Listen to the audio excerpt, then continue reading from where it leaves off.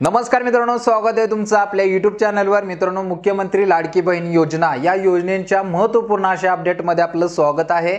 मित्रांनो, आपल्या चॅनलच्या माध्यमातून लाडकी बहीण योजनेसंदर्भातच्या ज्या अडचणी असतील, प्रॉब्लेम असतील याच्यावरती सविस्तर अशी चर्चा करून ते आपल्याला कशा सोडवता येतील याबद्दलची माहिती आपण वारंवार चॅनलवरती देत आहोत।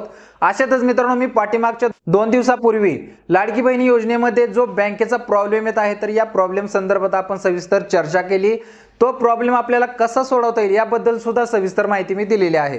तरी मित्रांनो, भरपूर लाभार्थ्यांनी चुका केलेल्या आहेत आणि त्याचाच परिणाम आता शासनाकडून पहिल्या याद्या प्रसिद्ध केलेल्या आहेत आणि त्याच्यामध्ये ज्या लाभार्थ्यांचे बँकेला प्रॉब्लेम आलेले आहेत तर अशा लाभार्थ्यांची यादी शासनाकडून प्रसिद्ध केलेली आहे आणि ती यादी आता आपल्या मोबाईलवरती आपल्याला पाहायला मिळत आहे। तर मित्रांनो, या वारंवार चुका जर होत असतील तर आपल्याला येणारा अनुदान हे मिळणार नाही, आपण या योजनेच्या बाहेर होणार आहोत। त्याच्यामुळे हा व्हिडिओ मित्रांनो अतिशय महत्त्वाचा आहे, शेवटपर्यंत पहा। कारण की हा व्हिडिओ जर पाहिला तर तुम्हाला नक्की तुमचा काही योजनेसंदर्भात प्रॉब्लेम आहेत का हे समजून जातील। जर असतील तर ते वेळेतच तुम्ही ते सॉल्व्ह करचाल। तर मित्रांनो, चॅनलवरती नवीन असाल तर चॅनलला सबस्क्राइब करून ठेवा, जेणेकरून अशा ज्या काही महत्त्वपूर्ण अपडेट येत असतात या अपडेट आपल्या चॅनलच्या माध्यमातून तुम्ही घर बसल्या स्वतःच्या मोबाईलवरती सुद्धा पाहू शकता। चला तर मित्रांनो, वेळ न घालवता आपण सविस्तर चर्चा करायला सुरुवात करूया।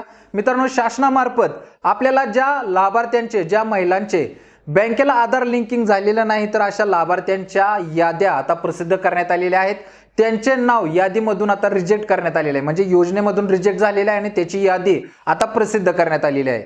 तर ही यादी मित्रांनो का प्रसिद्ध केली तर त्या महिलांचे बँक खाते दिलेले आहेत तर हे बँक खाते आधार लिंकिंग विदाऊट आहेत, म्हणजे त्यांच्या दिलेल्या बँक खात्याला आधार लिंकिंग नसल्यामुळे, त्यांची केवायसी नसल्यामुळे हे खाते जे आहेत ते रिजेक्ट करण्यात आलेले आहेत। रिजेक्ट का झाले मित्रांनो? कारण की शासनाकडून येणारे जे अनुदान आहे हे अनुदान डीबीटी स्वरूपात आहे, म्हणजेच शासनाकडून डायरेक्ट ट्रान्सफर मनी हा आपला मित्रांनो जो शासनाचा पारदर्शकपणा आणण्यासाठीचा आणलेला उपक्रम आहे। या उपक्रमा अंतर्गत हे पेमेंट जे आहे ते डायरेक्ट लाभार्थ्याच्या खात्यावरती ट्रान्सफर केलं जातं, म्हणजेच मधील जे काही अधिकारी असेल किंवा साखळी नियम असेल तर हा संपूर्ण संपुष्टात येऊन हा डायरेक्ट पेमेंटचा प्रोसेस जो आहे तो शासनामार्फत आणण्यात आलेला आहे, त्यालाच आपण डीबीटी म्हणतो। हे डीबीटी अनुदान आपल्याला डायरेक्ट बँकेच्या खात्यामध्ये ट्रान्सफर केलं जातं। परंतु मित्रांनो, हे कोणत्या खात्यामध्ये ट्रान्सफर केलं जातं?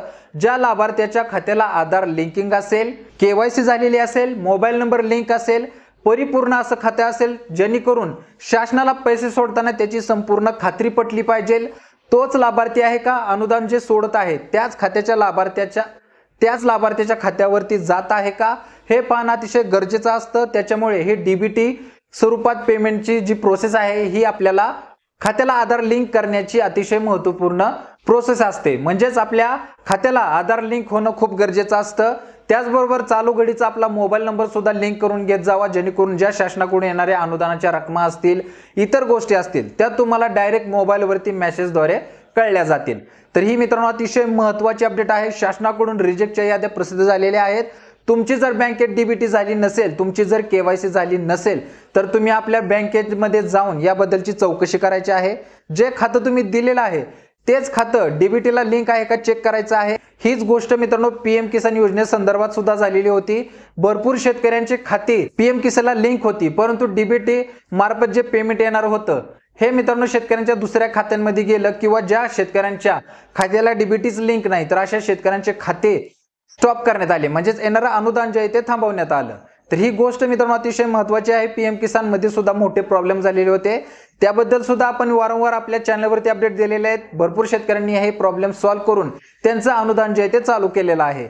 आता ही लाडकी बहीण योजना किती काळ चालेल हे माहित नाही, परंतु चालू घडीला सुरुवातीला जर प्रॉब्लेम झाला आणि येणारं अनुदान जर तुमच्यापासून तुमच्या खात्यामध्ये पाठवण्याचं रद्द केलं तर मित्रांनो चालू घडीलाच येणारं अनुदान स्टॉप होईल आणि तुम्ही या योजनेमधून बाहेर होईल असं समजलं जाणार आहे। तर मित्रांनो, चुका करू नका। चालू घडीला तुमचं खातं जर डीबीटीला लिंक नसेल तर ते खातं लिंक करून घ्या। त्याचबरोबर जर तुमच्याजवळ एकच खातं असेल किंवा तुमच्याजवळ जर इतर आणखी खाते असतील, दुसऱ्या बँकेचे खाते असतील, तर ते कोणत्या बँकेचं खातं असं आहे की ज्याला डीबीटी लिंक आहे तर ते खातं एडिट ऑप्शन मध्ये जाऊन ते तुम्हाला एडिट करून घ्यायचं आहे आणि आपली प्रोफाईल व्यवस्थित भरून टाकायची आहे। मित्रांनो, याच्यामध्ये मी सगळ्यात अगोदर पहिला पर्याय सुचवीन, जेणेकरून तुम्हाला कोणत्याही प्रकारची अडचण येणार नाही। एडिटचा ऑप्शन जो आहे तो सोडून द्या डायरेक्ट तुम्ही जे खातं दिलेलं आहे त्या बँकेत जाऊन तेथील अधिकाऱ्यांशी चौकशी करा की आपलं खातं डीबीटीला लिंक आहे का हे जाणून घ्या. जर लिंक असेल तर काही अडचण नाही, जर लिंक नसेल तर तुम्ही ते खातं सुद्धा डीबीटीला लिंक करू शकता, म्हणजे त्याची केवायसी करू शकता. इतर खातं दुसरं जर डीबीटीला लिंक असेल तर ते बंद होऊ शकतं आणि तुमचं हे चालू खातं आधारला लिंक होऊ शकतं. तर ही मित्रांनो चालू घडीला अतिशय महत्त्वाची अपडेट होती, तुमच्यापर्यंत पोहोचवणं गरजेचं होतं. शासनामार्फत पहिली यादी प्रसिद्ध करण्यात आलेली आहे. पुढची यादी सुद्धा लवकरच प्रसिद्ध करण्यात येईल. तोपर्यंत मित्रांनो चॅनलवरती जर नवीन असेल तर चॅनलला सबस्क्राईब करून घ्या.